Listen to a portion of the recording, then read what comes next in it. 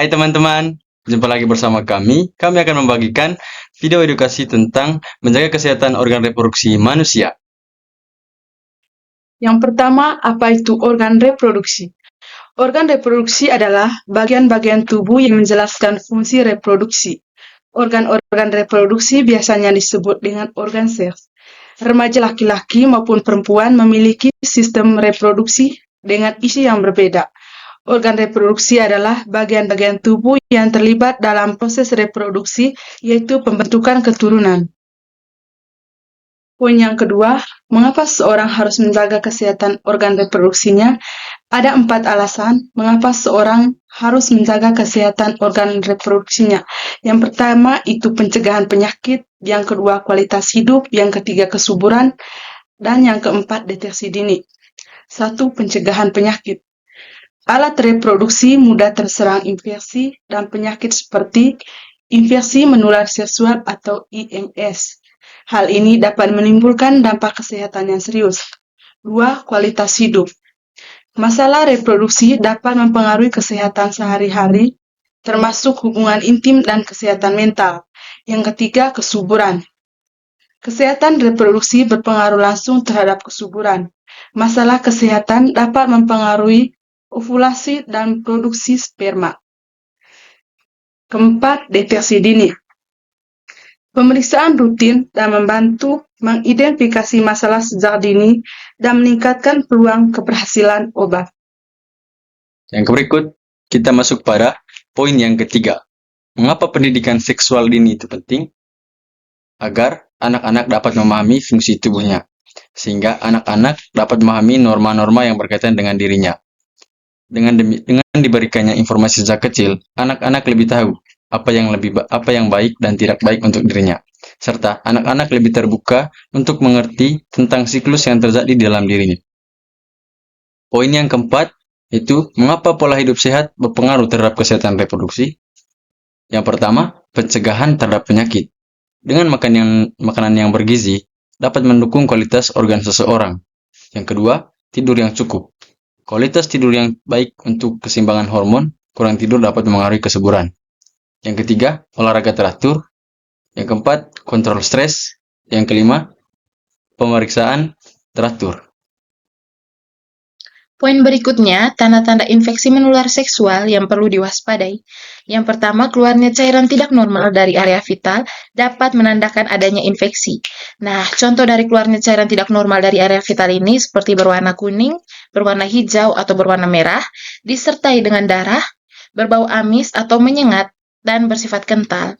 Nah, ini dapat menandakan adanya infeksi menular seksual pada seseorang. Biasanya pada wanita itu terjadi keputihan yang berlebihan dan pada pria itu biasanya kencing bernanah. Lalu yang kedua ada keputihan yang tidak biasa. Nah, keputihan yang tidak biasa ini contohnya berbau tidak sedap, berwarna berbeda, dan juga bercampur dengan darah. Yang ketiga, nyeri saat berkemih. Nyeri saat berkemih seperti merasakan sensasi terbakar atau nyeri saat berkemih juga bisa menandakan adanya infeksi menular pada seseorang. Lalu ada luka bisul atau kutil di area kelamin.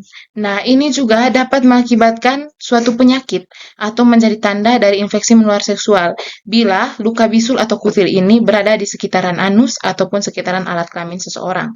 Lalu yang terakhir ada gatal atau sensasi terbakar di area kelamin. Nah, ini juga dapat menandakan terjadinya infeksi jamur atau IMS. Nah, ini bisa mengakibatkan penyakit-penyakit fatal yang berdampak pada sistem reproduksi manusia seperti herpes atau sifilis. Baik, poin berikutnya adalah penyakit yang mengancam kesehatan organ reproduksi. Yang pertama, IMS. 1. Gonorea. Disebabkan oleh bakteri Neisseria gonorrhoeae, bisa menyebabkan radang pada organ reproduksi. Yang kedua, sifilis. Disebabkan oleh bakteri Treponema pallidum, dapat merusak organ tubuh jika tidak diobati. Yang ketiga, herpes genital. Infeksi virus herpes simplex yang menyebabkan luka atau lepuhan di alat kelamin. Yang kedua, kanker reproduksi. Yang pertama, kanker serviks. Biasanya terkait dengan infeksi HPV pada wanita. Yang kedua, kanker prostat. Menyerang kelenjar prostat pada pria. Yang ketiga, kanker testis. Yang keempat, kanker ovario.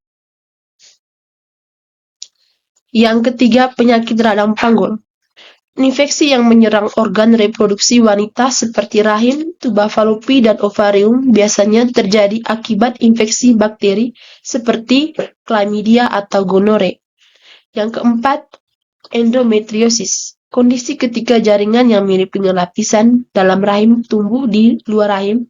Ini dapat menyebabkan nyeri parah dan masalah kesuburan pada wanita. Yang kelima, varikokel. Kondisi pembesaran pembuluh darah di skrotum pria yang dapat menyebabkan infertilitas. Yang keenam, PSIOS. Poin berikutnya, cara mencegah penyakit pada organ reproduksi. Poin yang pertama, menjaga kebersihan organ reproduksi. Nah, yang pertama, selalu membersihkan organ reproduksi secara teratur, bahkan setelah buang air. Lalu yang kedua, hindari penggunaan produk kimia seperti parfum pewangi, sabun beraroma, dan pembersih organ intim. Lalu yang kedua, menerapkan gaya hidup sehat. Dengan menerapkan gaya hidup sehat dibagi menjadi dua. Hindari kebiasaan merokok dan minum alkohol yang berlebihan. Dengan menghindari kebiasaan merokok dan minum alkohol yang berlebihan, dapat meningkatkan sistem kekebalan tubuh kita sehingga mampu untuk melawan penyakit akibat infeksi. Lalu yang kedua, olahraga secara teratur. Dengan olahraga secara teratur, dapat menjaga keseimbangan hormon kita serta kita juga bisa mendapatkan berat badan yang ideal. Lalu yang ketiga, vaksinasi. Yang pertama, vaksinasi HPV atau Human Papillomavirus. Nah, Human Papillomavirus ini merupakan salah satu penyebab utama kanker serviks. Vaksin ini dapat membantu untuk mencegah infeksi HPV. Lalu yang kedua ada vaksin hepatitis B. Dengan vaksin hepatitis B dapat melindungi kita dari virus hepatitis B yang juga dapat menyebar melalui hubungan seksual dan berdampak pada kesehatan hati. Lalu yang ketiga, menghindari kebiasaan beresiko. Nah, contohnya itu tidak berganti-ganti pasangan seksual tanpa menggunakan pengaman. Yang kelima, mengelola stres. Stres dapat mengakibatkan ketidakseimbangan hormon yang dapat berdampak pada organ reproduksi kita. Nah, manajemen stres melalui meditasi, olahraga, atau hal-hal yang menyenangkan yang bisa dilakukan. Yang kedua, edukasi kesehatan organ reproduksi dibagi menjadi 2 poin. Yang pertama, memberikan pemahaman tentang organ reproduksi, penyakit, serta cara mencegah penyakit. Lalu yang kedua, memberikan pemahaman agar memakai pengaman untuk mencegah infeksi menular seksual. Jadi di sini contohnya itu seperti memberikan pemahaman bagaimana cara penggunaan kondom pada saat melakukan aktivitas seksual untuk mencegah infeksi menular seksual, HIV, gonore, atau chlamydia. Lalu yang terakhir, pemeriksaan kesehatan rutin. Nah, dengan pemeriksaan kesehatan rutin dapat mendeteksi kira-kira kita itu bisa terkena infeksi atau tidak, atau pada saat itu kita terkena infeksi atau tidak. Yang pertama, pemeriksaan pap smear pada wanita. Nah, melakukan pemeriksaan secara rutin dapat mendeteksi dini kanker serviks atau perubahan sel abnormal pada leher rahim.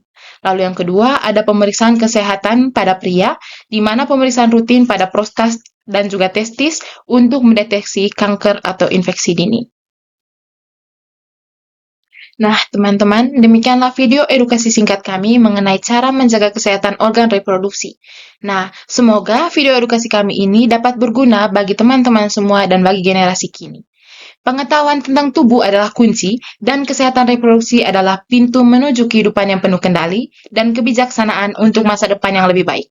Jaga kesehatan organ reproduksimu agar kesehatanmu pada masa mendatang bisa menjamin kehidupanmu.